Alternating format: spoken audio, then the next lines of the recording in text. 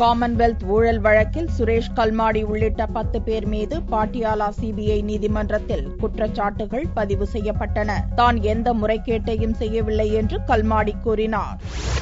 2010ஆம் ஆண்டு டெல்லியில் காமன்வெல்த் விளையாட்டுப் போட்டியை நடத்துவதில் ஆயிரக்கணக்கான கோடி ரூபாய்க்கு பல்வேறு ஊழல்கள் நடந்ததாக குற்றச்சாட்டுகள் எழுந்தன. காமன்வெல்த் போட்டிகள் நடந்த மைதானங்களில் ஸ்கோர் போர்டுகள் அமைப்பதற்காக சுவிஸ் நாட்டின் ஒமேகா எனும் நிறுவனத்துக்கு கான்ட்ராக்ட் வழங்கியதில் 90 கோடி ரூபாய்க்கு ஊழல் நடந்ததாக சிபிஐ வழக்கு பதிவு செய்தது. இது தொடர்பாக போட்டி ஒருங்கிணைப்பு குழு தலைவரும் காங்கிரஸ் எம்பியுமான சுரேஷ் கல்மாடி மற்றும் ஒருங்கிணைப்பு குழு நிர்வாகிகள் லலித் பனோட் உள்ளிட்ட நிர்வாகிகள் கைது செய்யப்பட்டு திகார் சிறையில் அடைக்கப்பட்டனர். இந்த வழக்கு விசாரணை நடந்து வரும் பாட்டியாலா சிபிஐ சிறப்பு நீதிமன்றத்தில் திங்களன்று கல்மாடி, பனோட் உள்ளிட்ட 10 பேர் மீதும் குற்றச்சாட்டுகளை நீதிபதி ரவீந்தர் கவுர் பதிவு செய்தார். மோசடி, கிரிமினல் சதி, ஏமாற்றுதல், பொய் ஆவணங்கள் தயாரித்தல், ஆவணங்களை அழித்தல் உள்ளிட்ட இந்திய தண்டனை சட்டத்தின் பல்வேறு பிரிவுகளிலும் ஊழல் தடுப்புச் சட்டத்திலும் குற்றச்சாட்டுகள் பதிவு செய்யப்பட்டன. குற்றச்சாட்டுகளை பதிவு செய்வதாக நீதிபதி ரவீந்தர் கவுர் அறிவித்தபோது ஒருங்கிணைப்பு குழு தலைவர் என்ற முறையில் தனக்கு அளிக்கப்பட்ட பொறுப்புகளை செய்து முடித்ததாகவும்